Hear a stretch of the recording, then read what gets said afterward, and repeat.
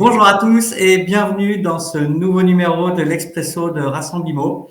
C'est Idriss aujourd'hui aux commandes pour un numéro très spécial. Alors déjà, est-ce que vous êtes là? N'hésitez pas à nous faire un petit coucou dans le chat. Salut à tous. Alors, c'est bon, c'est lancé dans le groupe en tout cas. ça y est. Alors, si comme moi, vous préparez votre petit café, en attendant, n'hésitez pas à venir nous dire bonjour. Est-ce que vous nous entendez déjà?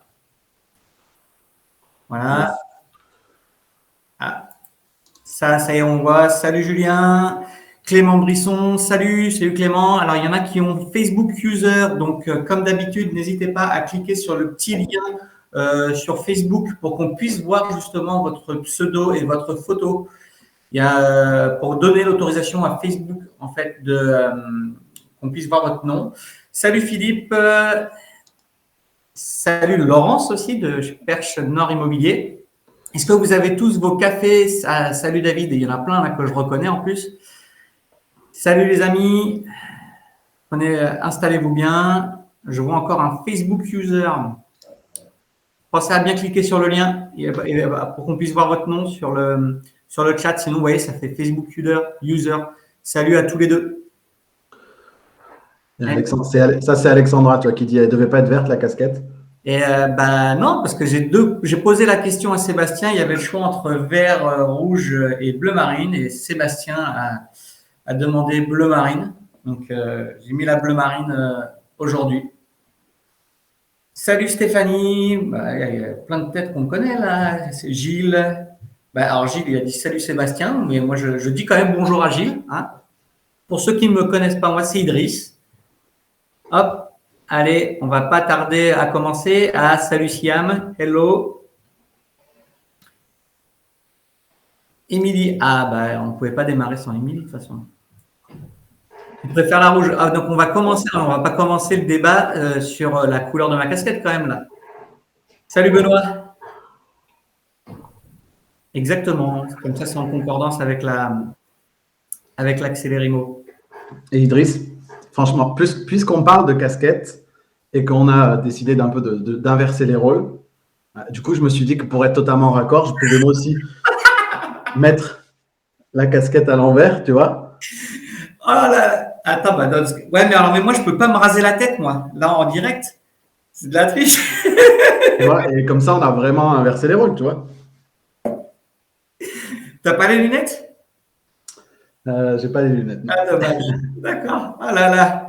Ah, je me fais troller, mais ça, tu m'avais pas prévenu, ça. Tiens, la vengeance, ça va être terrible. Salut Guillaume. Salut à tous. À la barbe, j'ai un peu de boulot, Guillaume. Exactement, ouais. Ah là là, bon. Ouais. Non, mais du coup, t'inquiète pas. Moi, j'ai aussi prévu de toute façon quelques questions. On va bien rigoler, donc sur lesquelles t'as pas pu te préparer.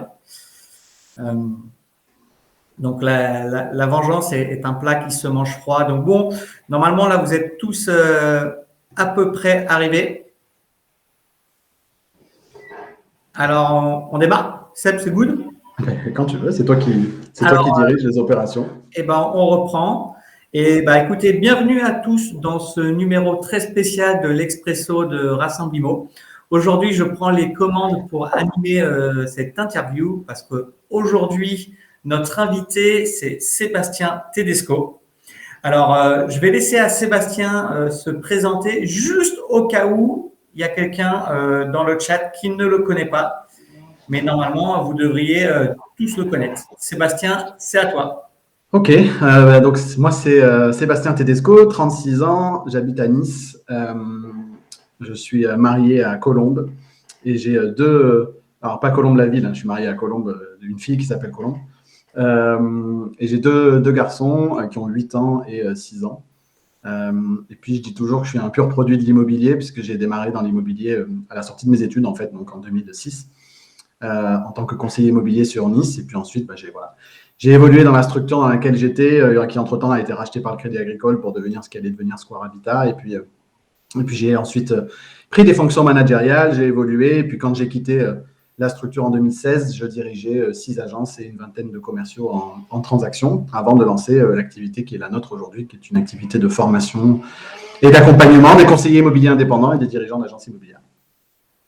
Cool, mais alors c'est super Seb ça, mais comme moi et comme toutes les personnes là, qui nous suivent et qu'on a l'habitude de suivre ton contenu, on l'a déjà entendu ça. Donc nous aujourd'hui, le but c'est qu'on en sache quand même un peu plus sur toi. Donc on a compris que tu étais conseiller, tu faisais de la formation. Donc déjà, comment ça t'est venu à l'esprit de te lancer? Donc pourquoi et quand tu t'es lancé? Ben, c'est pas, ça n'a pas été une décision, j'allais dire, euh, enfin, ça s'est fait un peu par hasard, je pense, comme dans beaucoup dans beaucoup de domaines, il y a des espèces d'opportunités à un moment donné qui arrivent, il y a des trucs qui se passent qui font que tu es amené à prendre tel ou tel chemin. Quand j'ai décidé de quitter Square Habitat parce que voilà, je devais avoir 30 ans à ce moment-là, 30-31 ans, on venait d'avoir un deuxième enfant. J'étais quand même par Mons et par Vaux toute la journée sur 6 points de vente différents. Voilà, j'arrêtais pas. Ça commençait à être un peu attiré un peu sur la corde au niveau de l'épanouissement professionnel, on va dire. Et puis, ça commençait à se ressentir aussi à la maison d'une certaine manière, tu vois. Et j'ai commencé à me faire accompagner. Et puis, en fait, j'ai compris. Et puis, j'ai aussi commencé à être sollicité par d'autres structures qui ont commencé à vouloir me débaucher pour que je vienne diriger des cabinets, même en gestion, syndic, etc., sur des grosses marques bien connues. Et en fait, je me suis rendu compte que ce qui me manquait là où j'étais n'existait pas ailleurs. Et donc, en fait, je me suis retrouvé un peu dans la merde. C'est que je me suis retrouvé à me dire, en fait, j'ai la seule opportunité de créer finalement une opportunité professionnelle qui me convienne à 100%, c'est de me la créer en fait sur mesure. Et j'avais jamais envisagé d'entreprendre un mois avant de quitter Square Habitat, quoi. Tu vois, c'était ça a jamais été un truc de dire tiens, un jour j'aimerais bien créer ma boîte, mais jamais j'ai envisagé ça. Il n'y a pas ça autour de moi, etc. C'est juste que quand c'est à un moment donné, quand tu es dos au mur, quand la brûlure, quand la douleur elle est trop forte, tu es obligé de faire quelque chose en fait. Et en fait, j'avais besoin que d'une chose, et je crois que je le dis en préambule de mon livre, j'avais besoin que d'une chose, c'était aussi de la validation de ma femme. Et quand j'ai dit écoute, je crois qu'il faut que j'arrête, c'est que je fasse autre chose, etc. Elle m'a dit écoute, tu fais ce que tu veux pourvu que tu sois pas aussi pénible que ce que tu es à la maison quand tu rentres le soir, tu vois. Donc, bon, bah, ok, donc j'avais besoin que de ça finalement pour décider de me lancer. Mais en fait, le projet pour lequel j'ai quitté Square Habitat au départ, c'était un projet qui serait venu labelliser, je voulais créer un label qui venait estampiller les agences immobilières qui s'engageaient dans une démarche solidaire. Donc, tu vois, reversion d'une part de leur chiffre d'affaires à des projets caritatifs, des agences immobilières accessibles aux personnes à mobilité réduite, former les agents immobiliers à la détection de logements adaptés ou adaptables pour les proposer en priorité à l'Association des paralysés de France, parce que j'avais fait beaucoup de constats, je me suis rapproché d'énormément d'acteurs de l'immobilier social et solidaire. Enfin, voilà, donc j'avais vraiment ce projet-là. Bon, tu te doutes bien que quand j'ai commencé à parler d'immobilier et de solidarité, j'ai été accueilli avec des gentils regards de tendresse et de naïveté. Voilà, genre, ah, c'est super, mais bon, voilà, on se reparle dans quelques années, tu vois. Donc ça a pas été, ça a été une année en 2017 qui n'était pas simple parce que j'avais du mal à trouver le modèle économique qu'il pouvait y avoir autour de ce projet-là. Et puis, en fait, j'ai commencé à être sollicité par d'anciens collègues et d'anciens confrères pour venir former leurs équipes. Tu vois, c'était salut Seb, là, j'ai monté mon agence. Moi, j'étais un super négo, mais en fait, je suis trop nul pour les manager. Je ne sais pas comment transmettre ça. Je ne sais pas si je devais leur apprendre le métier comme je le pratique moi en tant que top performer, entre guillemets, après 20 ans d'activité. Je vais les mettre de travers d'entrée. Donc, Et donc, j'ai commencé finalement de manière empirique, comme ça, à former. Et puis, j'ai travaillé en sous-traitance d'un organisme de formation qui a commencé à m'envoyer partout en France délivrer des formations. Et puis, les choses, elles se sont faites comme ça, petit à petit. Donc, en tout cas, cette activité de formation, elle m'est tombée dessus un peu par hasard, même si, en tant que manager, le seul truc qui me plaisait dans mon activité de manager, c'était de développer le potentiel de mes équipes, certainement pas de remplir les tableurs Excel qu'on me demandait de remplir au niveau de la direction, quoi. Donc, ça veut dire que quand tu t'es lancé, donc si je comprends bien, c'était non seulement sur un coup de tête, mais c'était en plus, tu n'avais même pas idée de où est-ce que tu allais être aujourd'hui en 2022, quoi. Non, certainement pas. Je connaissais personne. Je n'étais pas un homme de réseau dans le sens où je connaissais pas du monde dans les agences. Moi, j'habitais Nice, mais je manageais des agences qui étaient à Menton et à Cannes, donc qui n'étaient même pas dans la ville dans laquelle j'habitais. Je connaissais personne dans l'écosystème immobilier, etc. Donc vraiment, ça s'est fait juste parce que et puis j'ai kiffé. Enfin, en vrai, quand j'ai commencé à aller délivrer des formations partout en France, j'ai kiffé parce que j'ai ouvert les yeux sur un monde que je ne connaissais absolument pas, qui était en fait, et je pense que beaucoup de conseillers immobiliers qui nous écoutent là le vivent, c'est que en fait, tu vis la réalité qui est la réalité de toi en tant que conseiller immobilier sur un marché spécifique, parfois dans un réseau immobilier spécifique. Et du coup, tu as l'espèce d'œillère sur la réalité du marché français, en fait. Et le fait d'aller partout en France avec des structures de taille différentes et de typologies différentes m'a fait découvrir qu'il y avait autant de manières de faire ce métier qu'il y avait de personnes. Et en fait, ça m'a beaucoup aidé à récupérer toute la quintessence de tout ça pour essayer à un moment donné de conceptualiser des choses, pour les transmettre de la manière la plus intelligible possible, qu'elles soient comprises, qu'elles soient assimilées. Et puis, je me suis créé comme ça un peu au fil des mois une espèce de corpus d'enseignement, une vision. J'ai cristallisé une vision du métier, une vision de comment je pense qu'il devrait être pratiqué et surtout comment est-ce qu'on permet aux gens de se l'approprier. Et je sais que tu aimes beaucoup quand je dis ça, que chacun puisse incarner sa propre vision du métier de conseiller immobilier. Et donc, c'est comme ça que les choses ont démarré, même si tout de suite, j'ai été face à certains écueils dès l'année 2018, notamment parce que si j'avais créé cette entreprise, c'était aussi pour passer du temps avec ma famille, avec mes enfants, etc. Et quand tu commences à aller délivrer des formations partout en France et que tu pars 3 ou 4 jours par semaine délivrer des formations, là, je me suis dit, OK, je crois que j'ai créé une boîte, je me suis emprisonné dans ma propre entreprise. Et dès 2018, j'ai compris que j'étais déjà en train de dévier de ma trajectoire et des objectifs que je m'étais fixés au départ parce que je n'avais pas fait ça pour partir 3 jours par semaine. Et écoute, moi, je trouve ça extrêmement intéressant. Je veux juste revenir sur un point, moi, qui a fait tilt. C'est parce que, en plus, tu parles tous les jours à des conseillers, surtout quand ils veulent se lancer. On parle toujours du fait d'anticiper, d'avoir de la trésorerie. C'est quand même un choix qui se mûrit. Donc, en plus, c'est le discours aussi que tu tiens. Et là, moi, j'aimerais bien avoir un tout petit peu plus de contexte sur la chronologie. Tu t'es lancé sur un coup de tête en un mois.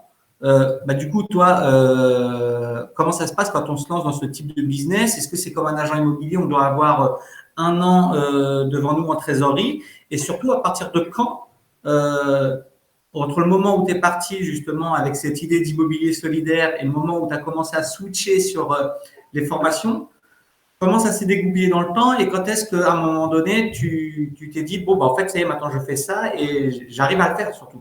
Ouais. En fait, j'ai décidé de quitter l'entreprise pendant les fêtes de fin d'année 2016. Je l'ai annoncé à ma dirigeante à la rentrée 2017, donc début janvier. Début février, j'étais parti. Mais j'aurais jamais pu. Je suis kamikaze, moyen kamikaze, quoi. Donc, je suis parti aussi parce qu'on m'a accordé une rupture conventionnelle. D'accord. Que du coup, j'avais la possibilité d'être indemnisé par Pôle emploi pendant 2 ans. Et tu sais, moi qui écoute beaucoup de podcasts d'entrepreneurs, il y a beaucoup d'entrepreneurs qui disent que la France, il y a un écosystème qui est extraordinaire pour créer son entreprise parce qu'il y a ce genre de dispositif-là qui te permet aussi d'avoir du temps de créer les choses. Et c'est comme si tu levais des fonds de base parce qu'en fait, tu avais Pôle emploi déjà qui te permettait de te financer. En tout cas, dans mon cas à moi, mon indemnité Pôle emploi nous permettait juste de couvrir nos charges avec ma femme et les enfants, du coup, et les crédits sur la maison, etc. etc. Donc, ça me permettait de me laisser finalement 2 ans quelque part pour faire en sorte que le business se développe. Donc, je me suis mis en ce qu'on appelle en couveuse d'entreprise, ce qui m'a permis en fait d'avoir une marque, de signer des contrats avec des clients, etc., tout en restant indemnisé de l'autre côté. Et juste ce qui se passait, c'est que la couveuse, je ne pouvais pas me rémunérer sur le chiffre d'affaires que je générais. Je pouvais l'utiliser pour développer mon activité, pour investir dans mon activité, mais je ne pouvais pas me rémunérer avec. Et donc, en fait, le parti pris que moi j'avais pris, c'était de dire tout ce que je gagne dans l'activité que je commence à avoir dans l'activité de formation. Donc ça a commencé, on va dire, début 2018. Donc pendant toute l'année 2017, je suis sur la première activité. Je comprends que je suis à plus qu'un an de la fin de mon chômage et qu'il va falloir que je m'active un petit peu. Je commence la formation début 2018 et en fait, je réinvestis dans le développement de mon entreprise tout ce que j'encaisse de mon activité de formation puisqu'à côté, je suis indemnisé par Pôle emploi avec le seul objectif, c'est qu'au 1er avril 2019, quand je ne vais plus être indemnisé et que je vais devoir créer l'entreprise, j'ai compensé mon chômage par une rémunération, un salaire.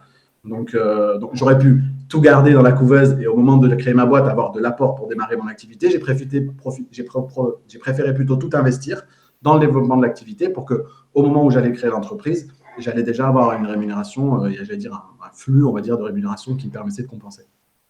Alors, juste une précision, parce que je ne dois peut-être pas être le seul à me poser la question, parce que tu parles que tu étais dans une couveuse et que tu as créé ta société ensuite.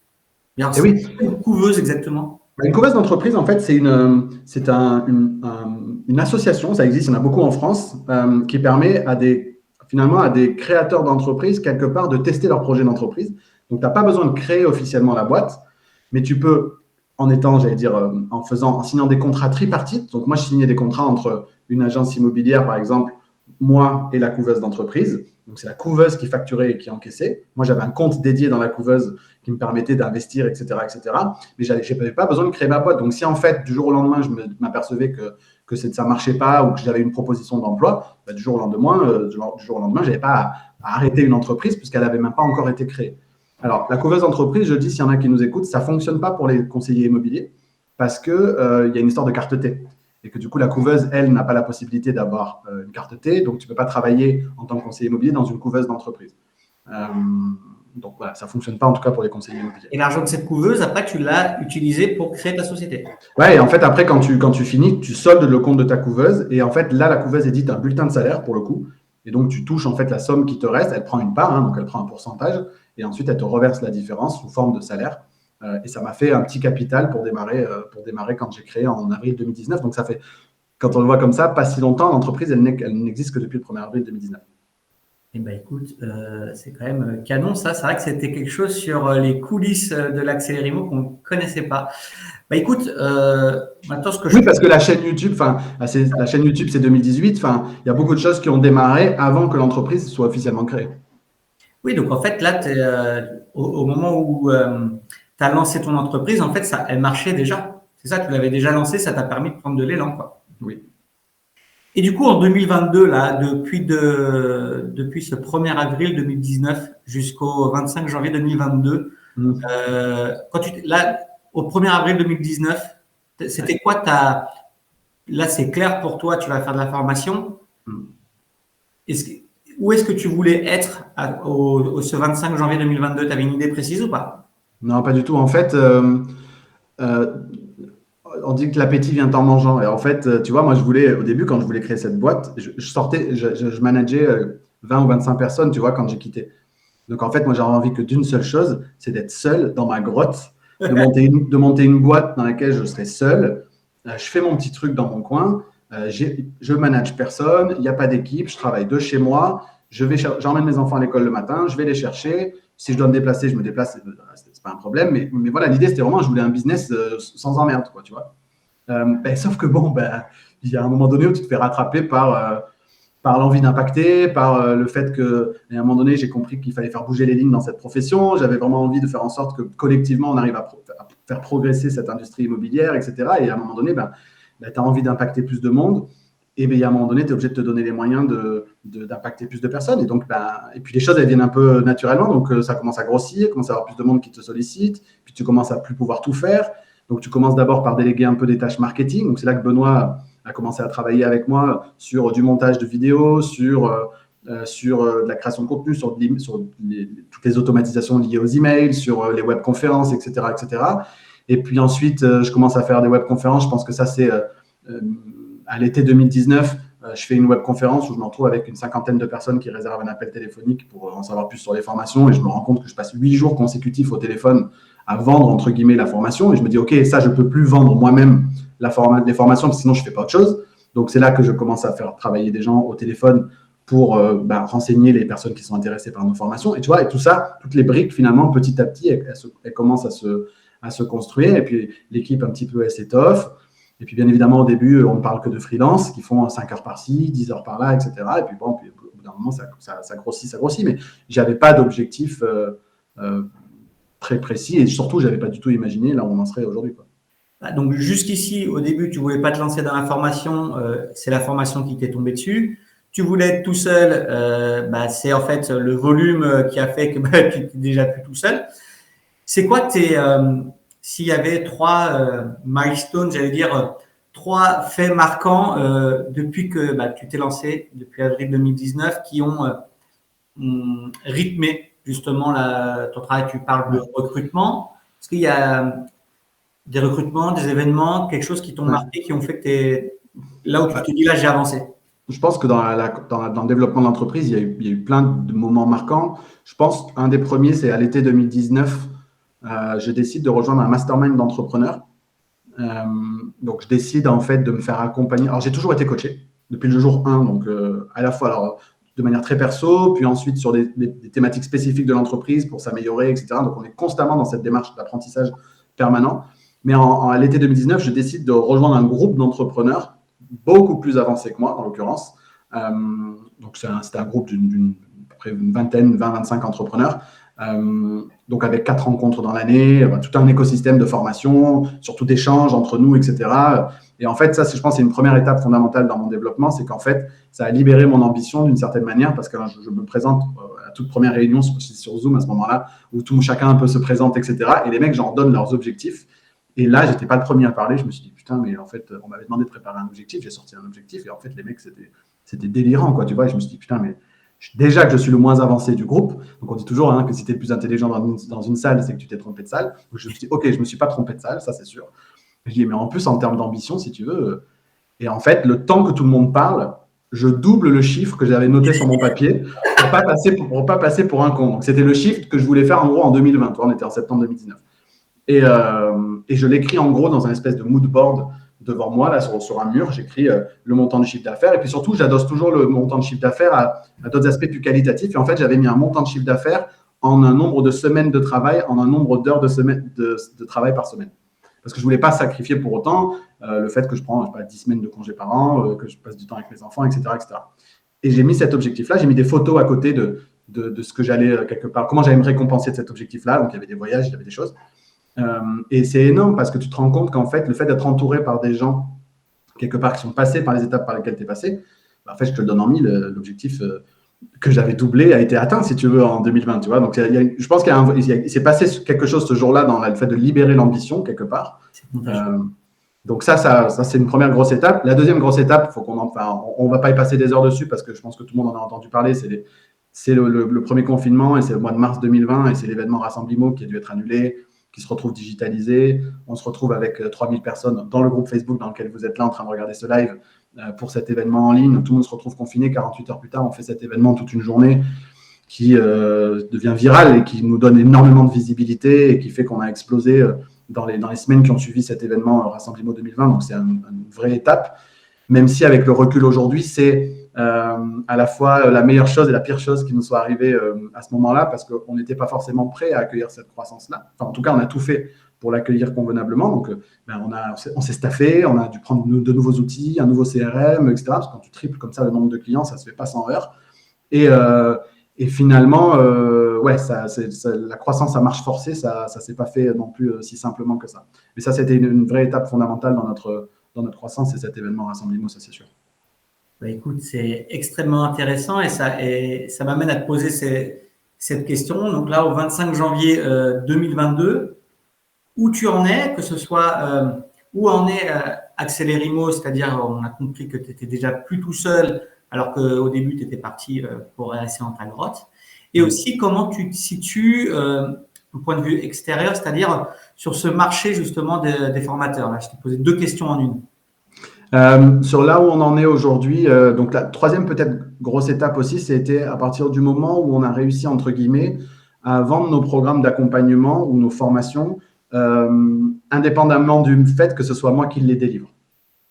Ça, c'était aussi une vraie étape dans l'entreprise. Ça a été dire on a finalement créé un écosystème tellement complet aujourd'hui pour accompagner les conseillers immobiliers, une méthodologie tellement claire qu'en fait, elle arrive à exister au-delà de moi, et même si ce n'est pas moi qui la délivre.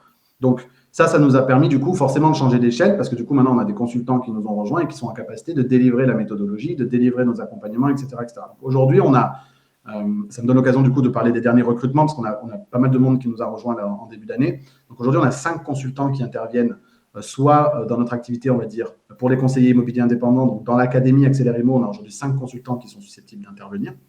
Donc ces 5 consultants, je vais les citer. Il y a Julien Cornette, qui intervient sur la partie fondamentaux métiers. Sur la partie fondamentaux métiers aussi, on a une nouvelle recrue qui démarre là, c'est Stéphane Knops, qui est un de nos anciens membres aussi du programme et qui a fait de 0 à 250 000 euros de chiffre d'affaires en moins de 2 ans dans le programme et donc qui, aujourd'hui, si tu veux, nous rejoint aussi pour transmettre ça à nos membres. Donc, on a Julien, on a Stéphane. On a sur la partie communication digitale, on a Céline Jankowski qui est la copine des premiers jours et qui est là pour accompagner les conseillers dans leur communication digitale. Mais on a aussi renforcé l'équipe sur la partie communication digitale avec Alexandra Leblanc-Guyot qui vient de nous rejoindre aussi et qui, au passage, est devenue notre community manager, nous, en interne, et qui va accompagner aussi donc, les conseillers immobiliers sur la partie digitale. Et on a Maxime Hébert qui est là sur la partie training jeu de rôle. Donc, dans notre programme, on a des sessions de jeu de rôle où on met les gens en situation, en sous-groupe, etc. Et c'est Maxime qui anime tout ça. Et j'oublie Marielle Casorono, qui nous rejoint également pour coacher nos membres sur la partie mindset, sur la partie croyances limitantes, etc. Parce qu'on s'est aperçu que c'est un manque aussi dans nos programmes. C'est au-delà de la méthodologie, c'est qu'est-ce qui fait les points de blocage des conseillers immobiliers. Et donc, on a également Marielle qui nous a rejoint. Donc, tu vois, on a une équipe bien étoffée sur la partie consultant, dans la partie livraison. Puis ensuite, derrière, dans les coulisses, il y a toutes les fonctions support. Et donc, on a maintenant Benoît, qui donc était là depuis les débuts en mode freelance à faire du montage, qui est maintenant notre responsable marketing, qui est en temps plein, en CDI à temps plein. Donc, on a Benoît sur la partie marketing. On a Sylvie, pareil, qui est sur la partie vente, conseillère commerciale, Sylvie Second. Donc, Benoît, Sylvie, j'essaie d'oublier personne. On a sur la partie admin finance une assistante secrète qui nous a rejoint, qui est ma mère. Donc 2 jours par semaine qui nous épaule sur la partie admin et finance. On a, et c'est aussi la nouveauté de la semaine prochaine, je viens de recruter un directeur opérationnel. Donc il y a quelqu'un qui va maintenant en fait diriger l'entreprise au quotidien dans ses aspects en tant qu'organisme de formation. Il y a plein de choses à gérer, du marketing à la vente en passant par la livraison et la partie admin finance. Et donc j'ai un nouveau directeur opérationnel qui nous rejoint à partir de la semaine prochaine pour me permettre moi parce que ça aussi, ça a été une prise de conscience de l'année 2021, d'être à l'endroit auquel je suis le plus utile pour l'entreprise. Et aujourd'hui, l'endroit où je suis le plus utile pour l'entreprise, c'est à l'Expresso de Rassemblimo, en conférence un peu partout en France, à écrire le prochain livre, à nouer des partenariats. Voilà. Donc, c'est là où je suis le plus utile pour l'entreprise finalement de gérer le quotidien de ce qui s'y passe. Mais du coup, vous êtes combien là en tout, du coup? Alors, alors, salariés, il y a 2 salariés et demi, on va dire. Et ensuite, on a des freelances. Donc, pour certains, l'équivalent d'1 jour par semaine, pour d'autres plutôt 2 et demi. Donc, je pense qu'aujourd'hui, en comptant les consultants, on doit approcher la 12aine. Et est-ce qu'on peut considérer que tu es comme une start-up parce que je pose cette question parce qu'on voit actuellement, c'est très à la mode. On voit tout le monde justement qui lève des sous, qui lève de l'argent. Toi, là, dans une période d'expansion, tu as encore, comme tu dis, le salarié, des freelances. Est-ce que ça s'accorde, toi, à ton type de business? La levée de fonds, tu veux dire? Oui. En fait, ça peut, pour plein de raisons. En fait, on a une année 2021, parce qu'ici, on se dit tout, et tu sais, sur Instagram et tout, on montre toujours que les bons côtés. Et l'année 2021 a été une année particulièrement challengeante pour nous. C'est-à-dire, autant on a explosé en 2020, autant cette explosion et cette hyper-croissance, elle a généré aussi plein d'autres soucis, en fait. Et j'étais ravi que lors d'un des Expresso de Rassemblimo avec Cyril Cazot, Cyril évoquait le fait que l'hyper-croissance, parfois, mène des boîtes dans le mur. Pourquoi? Parce que, en fait, tout dépend du type de business model qu'on a. Mais dans la formation, et notamment parce que depuis le début de l'année 2021, on s'est énormément développé sur l'activité que nous, on appelle B2B, c'est-à-dire le fait d'aller délivrer des formations pour des agences, pour des groupements d'agences ou des réseaux immobiliers. Donc, on a notre académie à 80% pour des mandataires. Et on a aussi cette activité où on va en agence, où on accompagne pendant plusieurs mois certaines structures. Et en fait, c'est une activité qui est à BFR négatif. C'est-à-dire que entre le moment où le dirigeant nous dit « banco, on y va », et le moment où on encaisse l'argent, il se passe parfois plus de 6 mois. Et pendant ces 6 mois, nous, on paye les consultants pour aller délivrer des formations, on continue d'investir en marketing, etc., etc. Et en fait, plus tu as de clients, tu vois, plus tu engages des dépenses et plus ta trésorerie, elle est en difficulté. Et donc, en fait, il faut qu'on se dise ce truc-là, c'est que parfois, croître très vite et très fort, en fonction de la typologie de business model qu'on a, ça peut engendrer des tensions de trésorerie. Et ça a été notre cas, en fait, en 2021. Puis, vous voyez, on investit beaucoup. L'événement Rassemblimo dans les studios d'Europe 1, avec une qualité télévisuelle, etc. On essaie de faire les choses bien, écrire un livre, etc. Enfin, on ne se facilite pas la tâche, mais on se fait plaisir. Mais du coup, ça a engendré aussi des tensions de trésorerie. Donc, tu pars de levée de fonds. Donc, nous, effectivement, la question s'est posée en 2021. Donc, on avait pas mal d'acteurs qui ont marqué, on va dire, on a eu des marques d'intérêt d'acteurs pour investir, etc. dans l'entreprise. On a finalement pris l'option bancaire, c'est-à-dire l'option où en tant qu'actionnaire, je ne me suis pas dilué, donc je garde 100% des parts de l'entreprise. Et on a levé des fonds bancaires pour continuer de croître et surtout pour combler cette problématique de besoin en fonds de roulement. Et donc de gagner, on va dire, un peu plus de sérénité au niveau de la trésorerie, le temps que cette nouvelle activité B2B, quelque part, ait un fonds de roulement et nous permette d'être un peu plus confort au niveau de la trésorerie. Donc oui, ça pourrait s'y prêter, mais nous, on a plutôt pris l'option, pour le moment en tout cas, on a pris l'option bancaire. Ok, très clair. Et du coup, c'était la première partie de ma question. Et maintenant que tu on comprend donc tu t'es bien structuré, justement, même mieux structuré pour pouvoir encore croître. Comment tu te situes, toi, sur ce marché de la formation? Parce qu'on en a parlé, mais c'est vrai qu'on le voit tous les jours sur les réseaux sociaux. On en voit plein de nouveaux Sébastien Tedesco. Non, je rigole parce que je vois Julien, Camille, il est en train d'annoncer qu'il va nous payer en 2023, mais le plus important, c'est qu'il fait ce qu'on fait.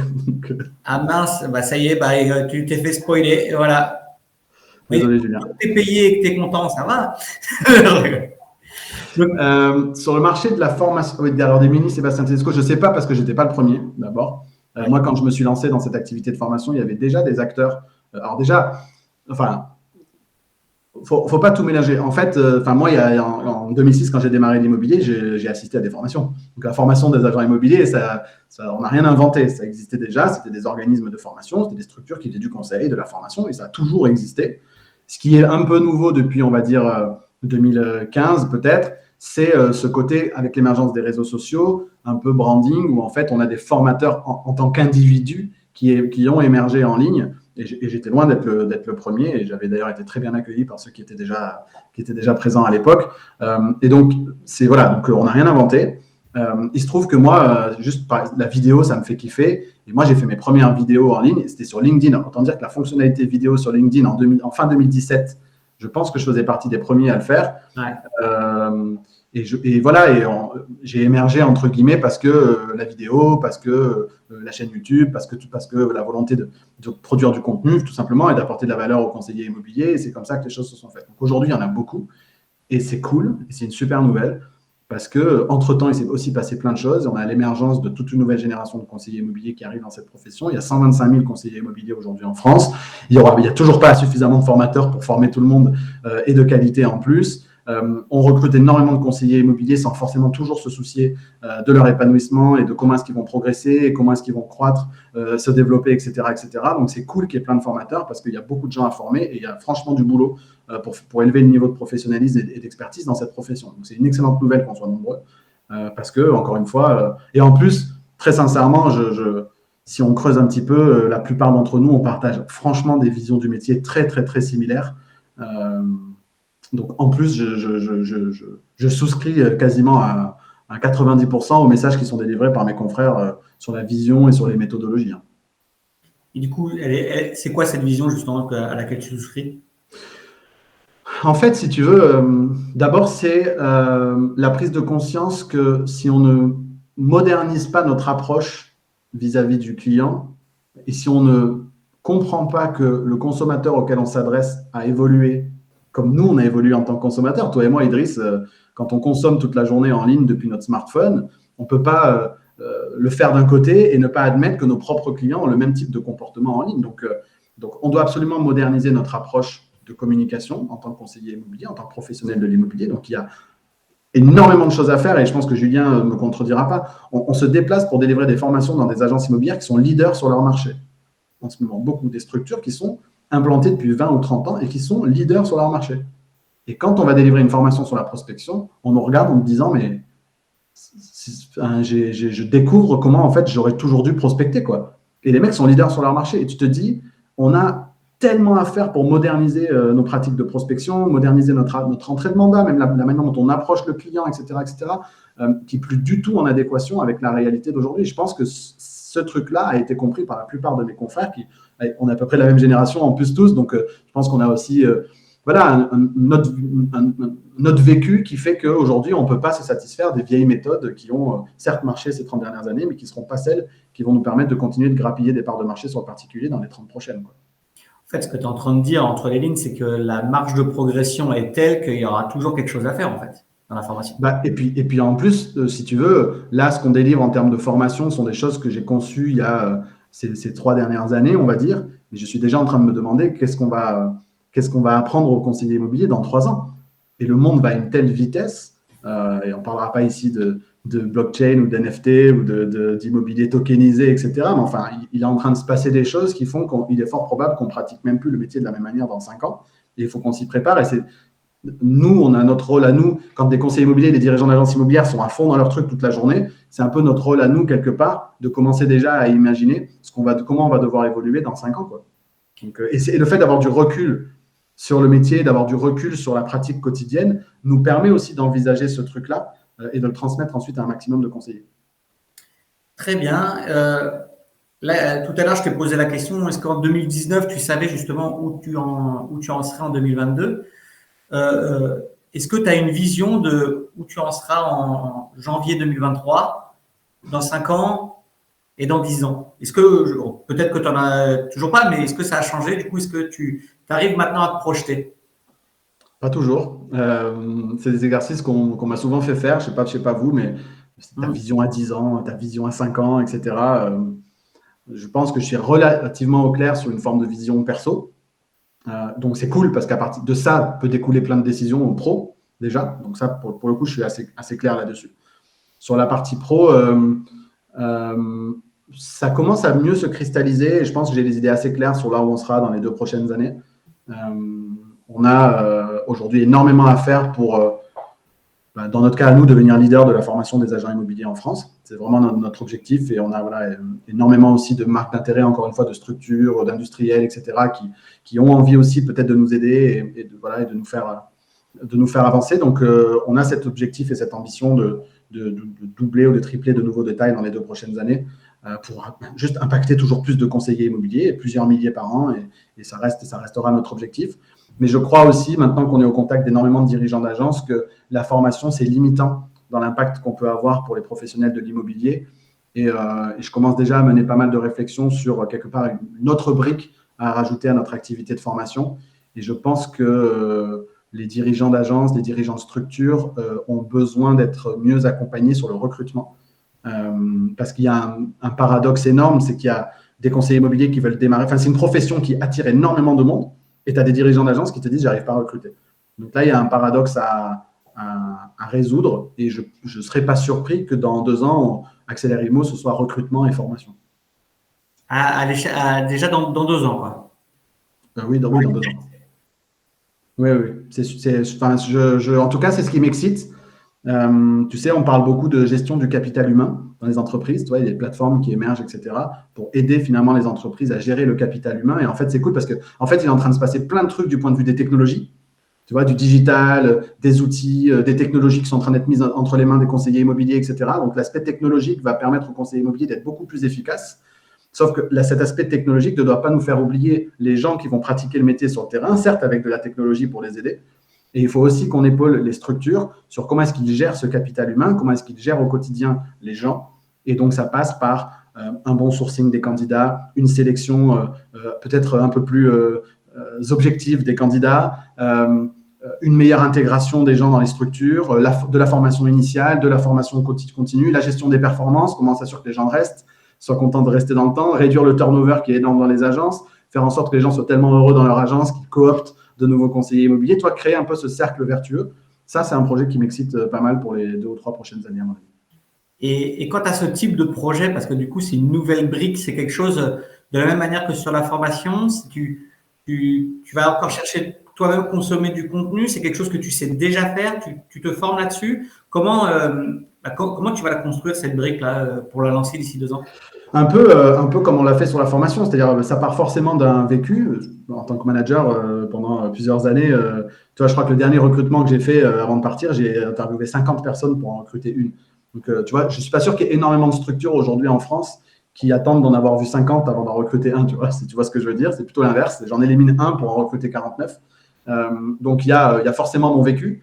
Le vécu des gens qui sont aujourd'hui dans l'entreprise. Hein. Je prends quelqu'un comme Julien, c'est quelqu'un qui était aussi manager en agence. Et puis surtout, c'est comme toujours. On dit que les entrepreneurs, pour réussir, on dit que c'est curiosité et doute. Tu vois. Et en fait, nous, on est très curieux, donc on discute avec nos clients.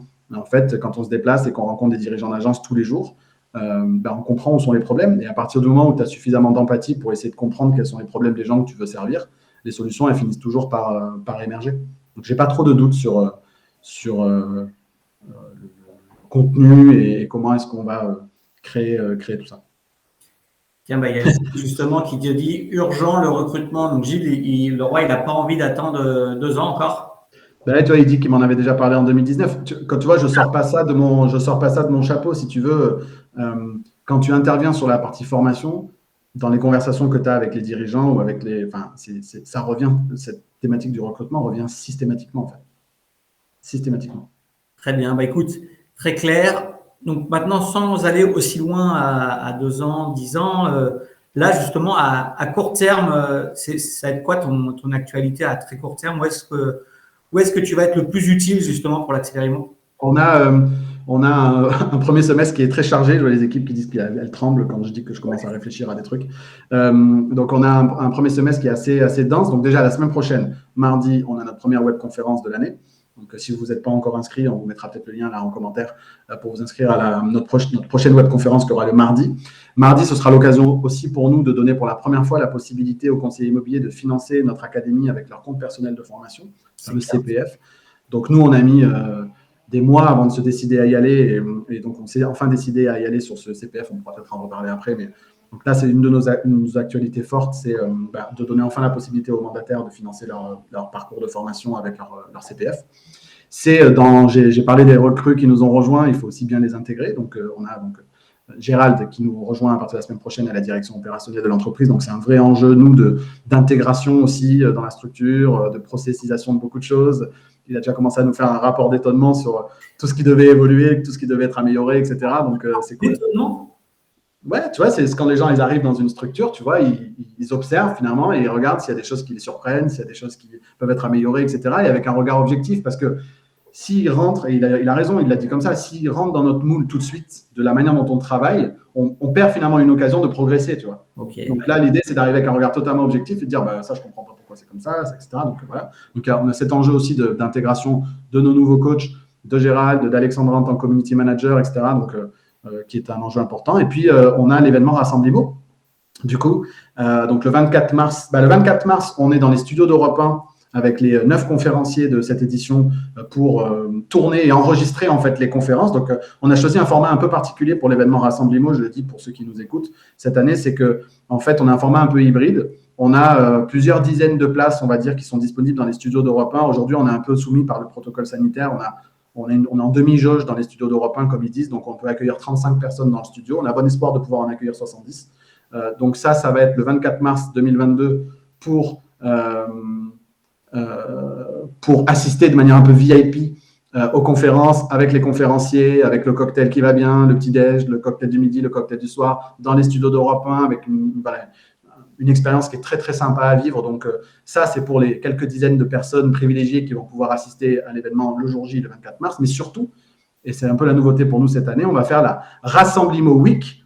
Et la Rassemblimo Week, ce sera du 11 avril au 19 avril 2022, où donc toutes les conférences de l'événement Rassemblimo seront diffusées tous les soirs. C'est-à-dire que chaque soir, on aura une nouvelle conférence qui va sortir dans notre plateforme entre le 11 avril et le 19 avril. Et ça, c'est un événement, c'est un sommet en ligne qu'on veut faire totalement gratuit et ouvert à tous les conseillers immobiliers de France.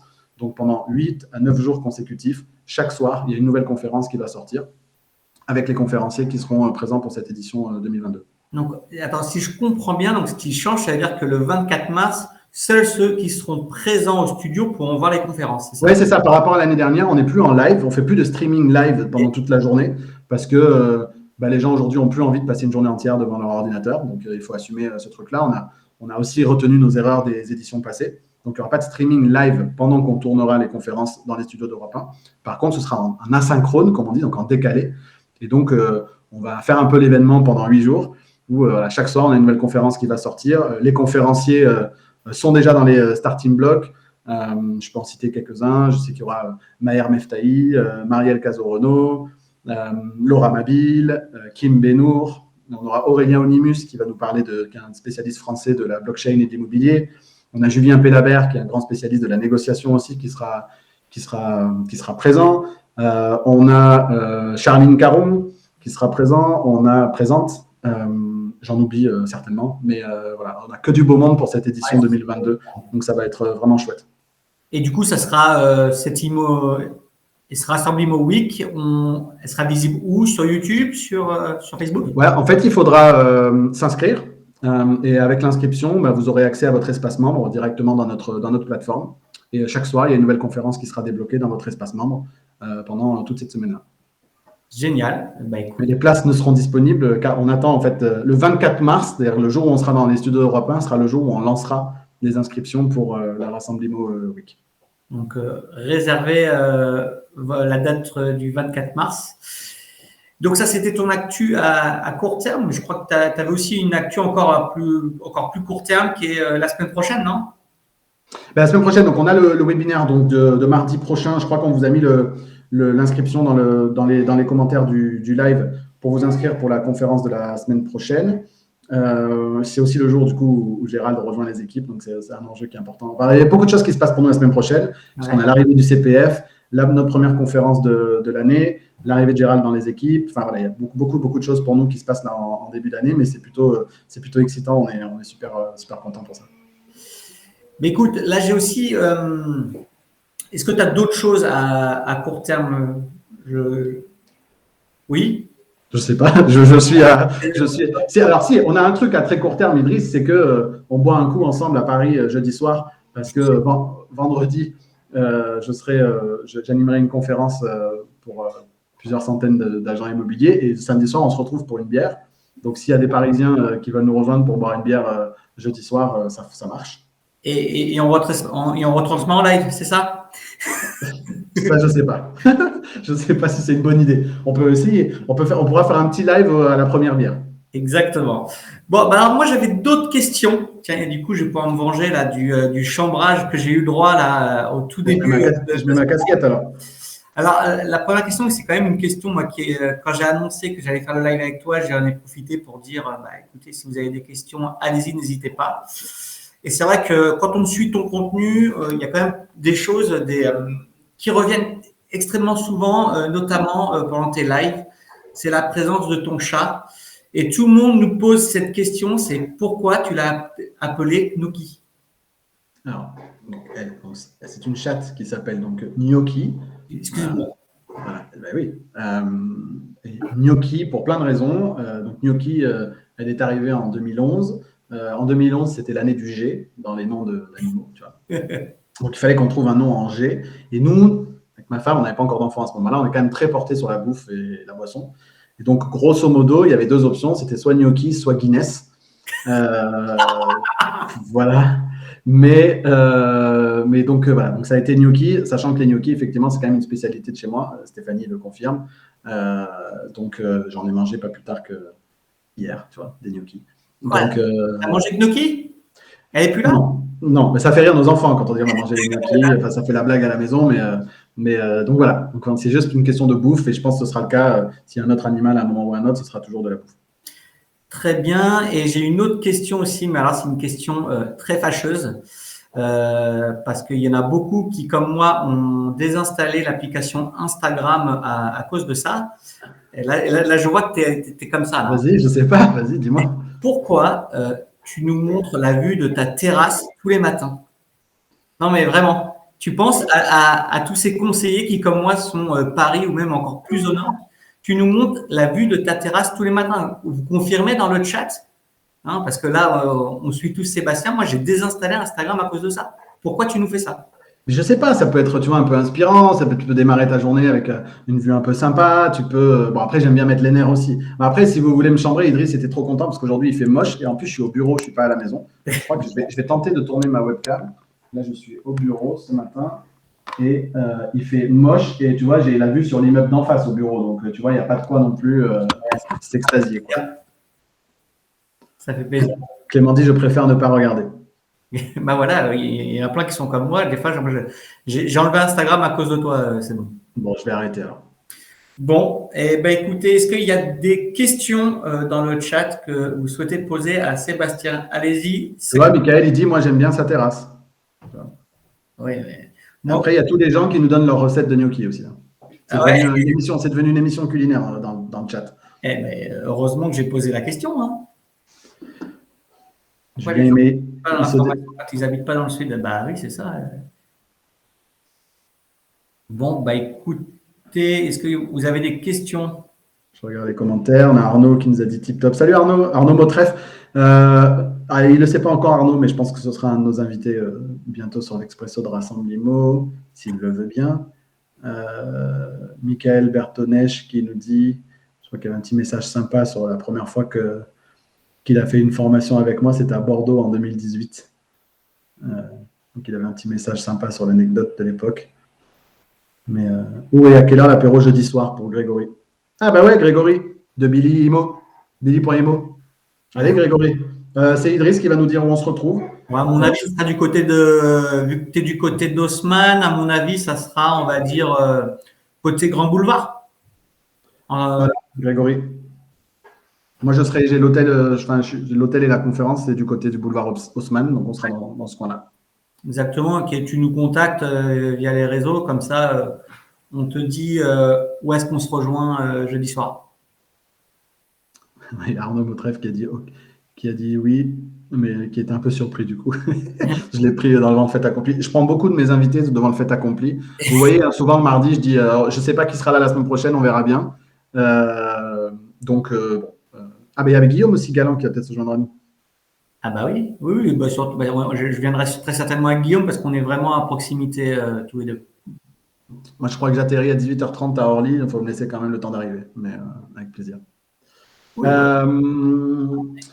Dans ce qui concerne les prochains invités de l'Expresso de Rassemblimo, dans les prochains invités, on aura Virgile Taudière de La Forêt Nord de Sèvres, on aura Maria Weyman avec qui on parlera publicité Facebook, on aura qui est-ce que j'en aura Kafi Hock qui est une membre de notre programme aussi qui a des résultats assez extraordinaires qui viendra nous partager son parcours et puis on a aussi une invitée peut-être la semaine prochaine mais je ne sais pas, elle se fait un peu désirer. Donc, peut-être que la semaine prochaine, on parlera de communication digitale, mais voilà, il faut juste qu'elle se décide. Mais voilà, grosso modo, les 4 prochains invités sont dans les tuyaux. Pour une fois, j'ai à peu près un peu d'avance sur les prochains Expresso de Rassemblimo. Je vous rappelle que vous pouvez retrouver ces interviews en podcast. Donc là, c'est cool parce qu'on est en live, on peut échanger. Il y a pas mal d'interactions avec vous, mais ce qui est cool aussi pour ceux qui aiment bien écouter en faisant leur footing, en cuisinant, en étant dans une machine, c'est que vous pouvez retrouver tous les expressos de Rassemblimo de la saison 2 et de la saison 3 sur votre plateforme de podcast préférée. Mais on est en train d'importer la saison 1, qui est en fait les toutes premières interviews qui se trouvent sur ma chaîne YouTube et que je tournais à l'époque sur Zoom, non pas en live, mais enregistrées. Et il y en a plein qui sont très, très inspirantes. Et donc, on est en train de s'occuper aussi de vous réimporter tout ça dans le podcast, ce qui fera, à mon avis, entre 100 et 150 interviews. Il y a de quoi faire. Peut-être pour conclure, c'est une question que je me posais parce que là, tu parles du podcast et c'est vrai que tu n'as pas parlé pendant ce live que tu as été élu très récemment l'un des meilleurs podcasts immobiliers, c'est bien ça? Ouais. Bon, il n'y en a pas des masses. Hein. Bah, mais quand même, fait partie des meilleurs. Et, enfin, ce qui ne m'étonne pas, nous ne nous étonne pas. Et une autre question que je me pose aussi, j'ai souvenir avoir discuté avec toi la dernière fois au Rent. Ouais. Tu m'expliquais que la première fois où tu es venu au Rent, tu avais passé une journée tranquille, tu allais discuter, mais personne ne te connaissait. Puis moi, la dernière fois, c'était mon premier Rent. Et pour réussir à te trouver, c'était vraiment extrêmement compliqué parce que on te croisait, on te parle 2 minutes, il y avait toujours 15 personnes qui venaient te solliciter. On voit quand même que là, bon, forcément, les publics qui sont dans le live ici sur le groupe, on te connaît tous, mais tu as quand même maintenant à gagner une certaine notoriété dans le milieu. Comment tu le vis ça? Comment tu le gères? Je sais pas, plutôt bien. On a une conseillère qui nous a rejoint récemment dans l'académie qui a dit que c'est le RENT qui l'a décidé à nous rejoindre parce que du coup, pendant l'édition du RENT, il y avait plein d'autres formateurs, il y avait vraiment plein de monde, etc. Et que c'est finalement en échangeant un peu avec tout le monde, en croisant les gens, qu'elle s'est décidée. Donc, je me souviens qu'on avait pris une photo ensemble, etc. Et donc, comment je le gère? Je sais pas, très simplement, quoi, en allant boire des coups et en discutant. Et bon, sur le RENT, je vais beaucoup sur les stands où il y a à boire et à manger. Parce que c'est aussi là qu'on a les conversations les plus sympas et les plus débridées. Donc j'adore aller au Rennes parce que, ouais, effectivement, tu ne vois pas la journée passer, tu cours partout, tu vas discuter avec les uns et les autres, c'est l'occasion de tous se retrouver. Donc, je trouve ça vraiment, vraiment chouette, mais je ne sais pas quoi te répondre, donc comment je le gère, je ne sais pas. Tu sais, c'est pas l'avantage d'être dans une niche, entre guillemets, c'est que j'arrive encore à marcher dans la rue sans qu'on vienne me parler, tu vois, parce que il reste quand même assez peu de conseillers immobiliers, finalement, de manière générale en France. Alors, ça m'arrive des fois de recevoir des messages. Je t'ai vu à Saint-Tropez, par exemple, ou à tel endroit ce week-end. J'ai pas osé venir te déranger en week-end, etc. Donc, les gens sont quand même sympas. Mais enfin, bon, c'est pas, voilà, c'est pas Brad Pitt non plus, quoi. Donc, ça va bien se passer. Ça marche, ok. Bah, écoute, en tout cas, et c'est ce que je vois aussi dans le chat, c'était quand même un grand plaisir pour une fois, Seb, que tu nous parles de toi. parce que c'est vrai, tu nous as toujours parlé un petit peu, laissé quelques bribes, mais là, on en sait un peu plus finalement sur ton arrière-boutique, sur comment tu organises les choses, parce que quand on consomme ton contenu au quotidien, tout paraît extrêmement fluide. Et de la même manière que les agents immobiliers, que les conseillers immobiliers, lorsqu'ils organisent une vente, leurs clients ne se rendent pas compte de tout le travail qu'il y a derrière. Et en fait, c'est pareil pour toi. Et toi, dans ton secteur, et comme on l'a pu le voir, même que ce soit niveau de trésorerie, c'est encore plus chaud finalement que pour les personnes que tu formes, quoi. Après, c'est des choix que c'est des choix que tu veux faire. Encore une fois, j'aurais pu décider sciemment de rester tout seul et de continuer seul et de faire mon truc dans mon coin. Et sûrement que d'ailleurs, en termes de profitabilité, ce serait plus intéressant. Moi, ce qui me drive, c'est l'impact. Moi, ce qui me drive, c'est qu'on fasse bouger les lignes. Moi, ce qui me drive, voilà. Et donc, c'est pas grossir pour grossir, c'est grossir parce que généralement, ça voudra dire qu'on aura impacté plus de conseillers immobiliers, plus de dirigeants d'agence et qu'on aura contribué à ce que cette profession elle progresse. Ça, c'est mon driver. Et effectivement, d'un point de vue économique, c'est peut-être pas la meilleure décision, mais bon, il faut quand même incarner sa propre vision de l'entrepreneuriat. Et puis voilà, et puis celle-là, c'est la mienne, tu vois. Donc voilà, et puis c'est d'essayer de prendre du plaisir. Parfois, on perd tous un peu le chemin aussi. On se perd en chemin en faisant des trucs qui n'ont pas de sens ou en se reconnectant pas toujours à la raison pour laquelle on a fait les choix qu'on a fait, tu vois. Et quand je me demande pourquoi j'ai fait tout ça, j'ai quand même fait tout ça pour passer du temps aussi avec mes enfants, etc. Et donc ça aussi, c'est pas sans impact sur la profitabilité de l'entreprise parce que si je bossais 80 heures par semaine, on pourrait accomplir beaucoup plus de choses, mais je serais beaucoup plus malheureux. Donc forcément, tu ne peux pas bosser 35 heures par semaine comme je le fais, et en même temps, ne pas avoir besoin d'autres personnes pour accomplir les tâches que tu n'accomplis pas toi-même. Donc c'est des choix. Et tu parlais justement de ta vie perso. Et tes enfants, quel regard ils portent sur ce que tu fais? Ils veulent faire comme papa? Ils n'ont pas trop l'idée. Je pense que le grand a maintenant compris que j'expliquais aux gens comment vendre des maisons. C'est à peu près le lien, tu vois, c'est pour essayer de comprendre, c'est à peu près ça. Mais non, on ne parle pas beaucoup du travail. La seule chose qu'ils veulent savoir en début de semaine, c'est si je suis en déplacement ou pas. Pour voir si Voilà, c'est ça. C'est juste un peu le point négatif du truc, c'est que voilà, là, je repars encore à Paris. J'étais à Limoges il y a 10 jours. Le seul truc qui les intéresse au sujet de mon boulot, c'est est-ce que tu es en déplacement cette semaine ou pas. Très bien. Et tu nous as parlé de la vie perso, la vie pro, et moi je le vois des fois sur Insta. Tu as des loisirs, tu fais quoi sinon, à part justement expliquer aux gens comment vendre des formations? Du sport. Voilà, je vais courir tous les lundis matins. Je joue au foot tous les jeudis soirs avec les copains. Et encore une fois, c'est l'occasion de boire des bières et de manger une pizza après le foot.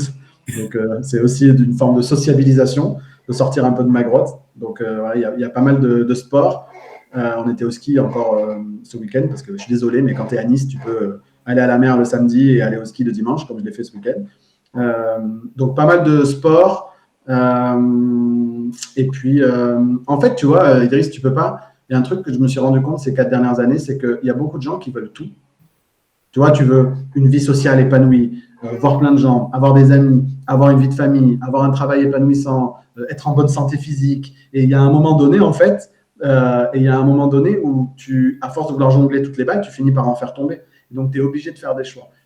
Et ce pas des choix qui sont toujours très simples. Moi, je sais que ces 4 dernières années, si j'ai sacrifié peut-être un truc, c'est un peu le côté des amis, tu vois, des amis que j'avais de longue date, etc., où à un moment donné, tu ne peux pas vouloir avoir une vie de couple, avoir une vie avec tes enfants, travailler, faire du sport. Enfin, il y a un moment donné, tu ne peux pas tout faire, quoi. Et donc, des fois, je n'ai pas le temps de faire mon sport. Des fois, j'ai souvent pas le temps de voir des amis.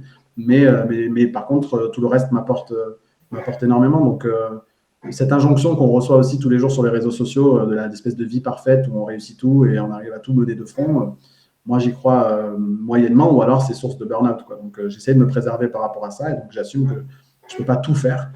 Donc, je fais du sport, je vois un peu les copains le jeudi, et puis sinon, le reste du temps, c'est le travail et les enfants, quoi, et la famille. Bon, juste là, parce que pendant que tu répondais, parce qu'on entend un bruit en fait là quand on discute, et tout le monde pense que ce sont mes nourrissons derrière. Alors, c'est ma chaise qui est queen. C'est juste la chaise de Seb, hein. Moi, je suis au bureau là, donc vous pouvez pas entendre mes bébés. Très certainement d'ailleurs qu'ils sont en train de nous regarder là. Je sais que ma femme elle s'est connectée, donc je passe le bonjour à toute ma petite famille.